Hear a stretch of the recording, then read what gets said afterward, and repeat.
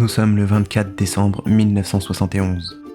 Un peu avant midi, alors que beaucoup déjeunent d'une salade en attente du réveillon, Julian, 17 ans, embarque avec sa mère pour le vol Lanza 508. À bord d'un Lockheed L-188, le vol reliant Lima à Pucallpa doit durer une petite heure tout au plus. Pour Julian, il durera 11 jours. Son père les avait priés de ne pas prendre ce vol, parce qu'après 2 crashs, la compagnie aérienne péruvienne n'a pas la meilleure réputation au monde. Mais à la veille de Noël, il ne restait que cette option. Elle n'avait plus le choix. Et puis sûrement qu'ils ont redressé le tir, pas vrai ? L'avion est le mode de transport le plus sûr au monde. Quelles sont les chances qu'il y ait un 3e accident ? Infime. Pas vrai ? Loin d'être inquiète, la jeune Juliane s'installe à la rangée 19, siège F, juste à côté du hublot. Une place de rêve. La place parfaite. À sa gauche, il y a évidemment sa mère, Maria, 47 ans, une ornithologue respectée en Amérique du Sud. Et encore à gauche, un Péruvien qui s'endort juste après le décollage.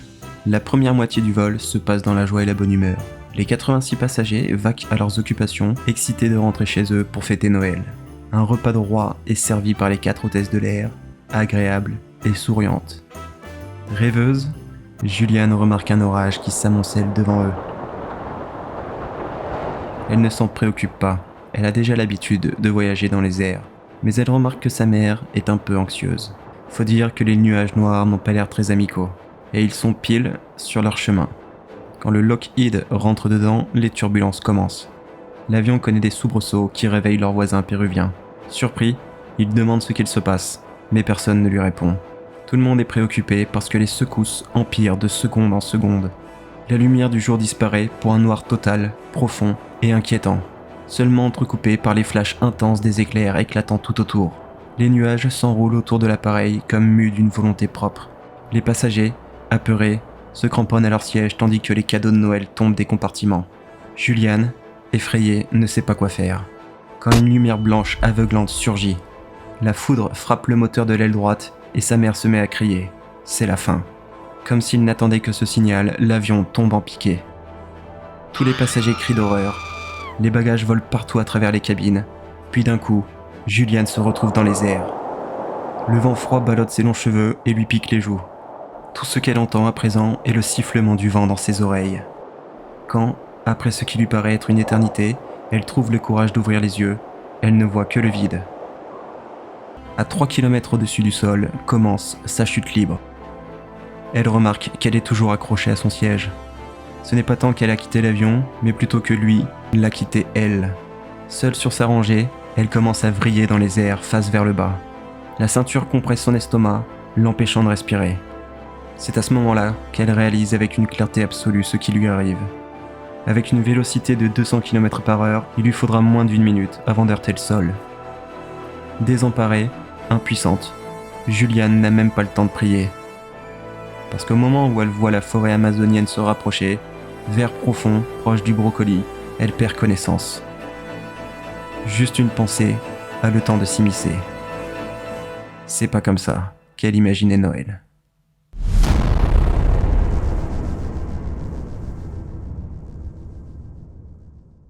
Juliane fait 2 rêves. Dans le premier, elle se voit voler dans tous les sens, totalement incontrôlable, comme une poupée de chiffon ballottée par une tempête. Puis dans le second, elle se sent sale, dégueulasse même. Une violente pulsion lui intime de se laver aussitôt que possible. Ce ne sera pas très compliqué, se dit-elle dans son songe. Il suffit d'aller à la salle de bain, c'est juste à côté. Et elle se réveille, complètement recouverte de boue et de terre, sous sa rangée de sièges devenue un abri de fortune. La pluie est tombée toute la nuit. Sa montre indique 9h du matin. Juliane est restée allongée là pendant près de 20 heures. Quand elle essaye de bouger, sa vision se trouble. Elle perd aussitôt connaissance. La jeune femme ressurgit quelques heures plus tard. Avec des mouvements lents et calmes, elle essaye de s'asseoir et rebelote. Il fait encore noir très vite. Juliane reste sous sa protection de fortune toute l'après-midi et la nuit, alternant entre conscience et inconscience pour un oui ou pour un non. Puis vient le matin. Juliane est surprise d'être encore en vie. Elle va même plutôt bien. Bon, elle a sa clavicule qui fait la gueule, son humérus qui fait coucou à travers l'énorme entaille qui lui traverse le bras, un œil qui fait le mort, et sa tête qui fait les siennes. Ses yeux sont totalement gorgés de sang. La différence de pression entre l'intérieur de l'avion et l'extérieur a fait exploser ses capillaires oculaires. Elle ressemble à un zombie.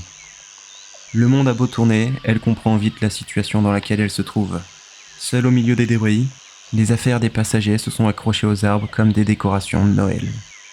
Encore une fois, c'est un miracle qu'elle soit en aussi bon état. L'adolescente ne le réalise pas sur le moment, mais le courant ascendant de l'orage a réduit sa vitesse, et la végétation dense de la forêt a amorti sa chute. L'univers voulait qu'elle survive. Juliane est livrée à elle-même, victime d'une très sévère commotion cérébrale. Elle n'a plus de lunettes, une seule chaussure à ses pieds, et porte une pauvre mini-jupe par souci de respecter la mode. Mais elle est en vie. Une fois le choc passé, sa première pensée va à sa mère. Où est-elle ?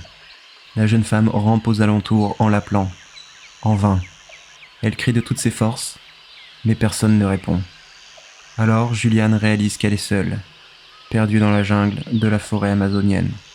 Et ici, tout cherche à vous tuer. Si ce ne sont pas les jaguars, les serpents venimeux, les crocos, les piranhas ou les moustiques, ce sera la déshydratation. Sa tête tourne plus vite que les serviettes, mais au moins elle arrive à marcher. Alors Juliane se met à la recherche de sa mère ou d'autres survivants. Elle se fraye un chemin comme elle peut à travers la végétation luxuriante. Elle appelle, elle crie, elle supplie, mais aucune réponse. Un avion de secours tourne au-dessus d'elle. Juliane fait des signes, essaye d'agiter ce qu'elle trouve, mais ils ne peuvent simplement pas la voir. Point minuscule au milieu de l'immensité verte. Même les débris de l'appareil sont perdus dans la jungle à présent. Plusieurs jours passent ainsi, et au 4e, Juliane tombe sur une autre rangée de sièges. 3 personnes y sont encore attachées. Le corps enfoncé d'1 mètre dans le sol, il ne bouge plus. Seuls les pieds dépassent. C'est à ce moment que l'adolescente réalise. Juliane prend conscience de ce qui s'est passé. Elle est sans doute la seule survivante du crash. Une miraculée. Angoissée, elle s'approche pour vérifier qu'il ne s'agit pas de sa mère. Comme elle était assise à côté, ça ne pouvait pas être elle. Mais son esprit embrouillé et sa commotion cérébrale font qu'elle ressent le besoin de s'en assurer. Juliane attrape un bâton pour retirer la chaussure de la seule femme parmi les 3 cadavres. Les ongles sont vernis, ce n'est pas sa mère. En explorant un peu, elle déniche un paquet de bonbons et un gâteau de Noël complètement trempé et rempli de boue. Elle goûte quand même, c'est immonde. Alors elle décide stupidement de le laisser. Juliane cherche encore sa maman, mais il n'y a rien d'autre aux alentours. De plus en plus désespérée, sa situation empire quand elle remarque que les avions ont arrêté de tourner au-dessus d'elle. Plus personne ne la recherche à présent. Elle comprend qu'elle est seule. Si elle veut survivre, elle devra regagner la civilisation par elle-même. Heureusement, Juliane n'est pas une fille de 17 ans comme les autres. Elle a grandi dans une petite cabane modeste du Pérou, perdue en pleine cambrousse, avec ses parents biologistes. Elle a déjà vécu plus d'1 an dans cet environnement. Elle connaît la jungle, la nature et ses vrais dangers. Mieux que ça, l'adolescente sait comment s'en sortir. Les mots de son père résonnent encore dans sa tête. Si tu te perds dans la jungle, trouve un cours d'eau et suis-le. Un petit ruisseau mène à un plus gros, puis à une rivière.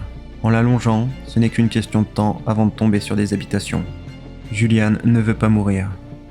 Alors, elle se met en route. La plupart d'entre nous seraient restés près des débris, mais Juliane sait que cela signerait son arrêt de mort.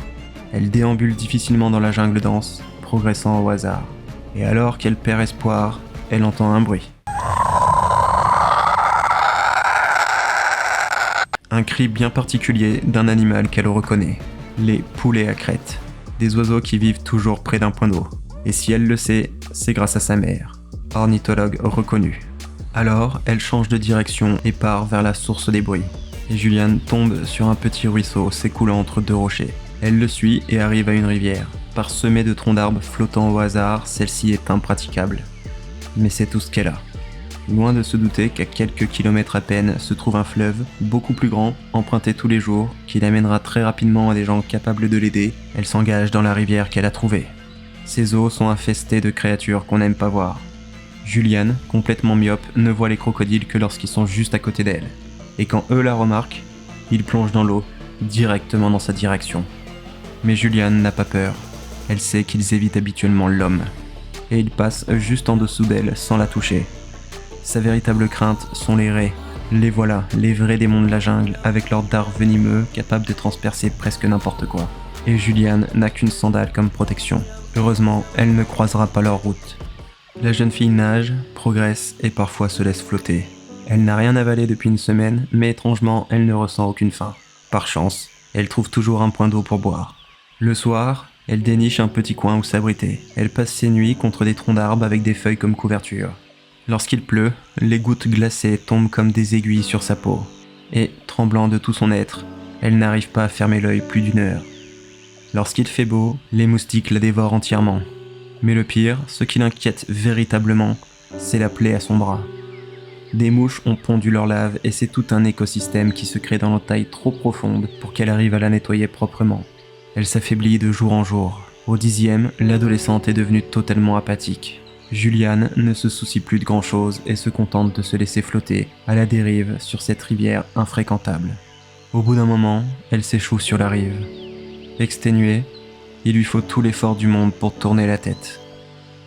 Et là, Juliane découvre un bateau, juste en face d'elle. Persuadée d'halluciner, elle tend le bras et le touche. Elle ne rêve pas. Juliane cherche quelqu'un, elle appelle à l'aide, mais encore une fois, personne ne répond. Par contre, elle voit une petite pente de quelques mètres montant de l'embarcation. Quelqu'un emprunte souvent ce chemin. L'adolescente n'a plus la force de se lever. Alors, elle rampe à 4 pattes. Et même comme ça, il lui faudra 2 heures pour gravir les quelques mètres. Quand elle y parvient enfin, Juliane découvre une petite habitation rudimentaire. Une simple hutte. Mais il y a un bidon d'essence et un moteur de bateau. Elle verse le carburant sur sa plaie pour forcer les larves à sortir, puis décide de passer la nuit ici. Même si elle n'a pas faim, elle sait qu'elle doit manger. Et quelques grenouilles colorées dansent autour d'elle. L'adolescente essaye d'en capturer, mais chacune s'évade à la dernière seconde, comme pour la moquer. Un mal pour un bien, puisque celles-ci sont toxiques. Pas assez pour tuer un être humain, mais sans doute fatal vu son état. La nuit tombe, épuisée, l'adolescente s'endort. Ce soir-là, Juliane ne rêvera pas. Elle n'en a plus la force. Au petit matin, elle entend des voix, comme si des anges l'appelaient. L'ado n'y croit pas et tente de se rendormir. Mais quand une main la touche, elle comprend que c'est réel. Elle ouvre les yeux et découvre Marcio Riveria, un bûcheron qui travaille dans la région accompagné de 2 de ses amis. Et quand il la voit, les 3 hommes se figent. Ils sont terrifiés à la vue de cette blonde maigre et sale, les yeux complètement injectés de sang. Ils la prennent pour la déesse de l'eau, une légende locale résultant de la fusion entre un dauphin et une blonde à la peau diaphane. Par chance, Juliane parle espagnol, leur langue. Elle explique qu'elle est une survivante du crash, et les hommes qui en ont entendu parler lui viennent en aide. Ils nettoient sa plaie correctement avant de la transporter dans leur bateau. Enfin se termine le calvaire d'une adolescente de 17 ans, ayant survécu à une chute de 3 km avant de passer 11 jours seule dans l'un des pires environnements sur Terre. Juliane restera quelques mois dans un hôpital avant d'être parfaitement remise sur pied. Puis, en sortant, elle retournera chez elle pour retrouver son père. Et elle fera le voyage, vous l'avez deviné, en avion. Sûrement il ne devrait pas y avoir de problème cette fois, pas vrai ? Pas vrai ?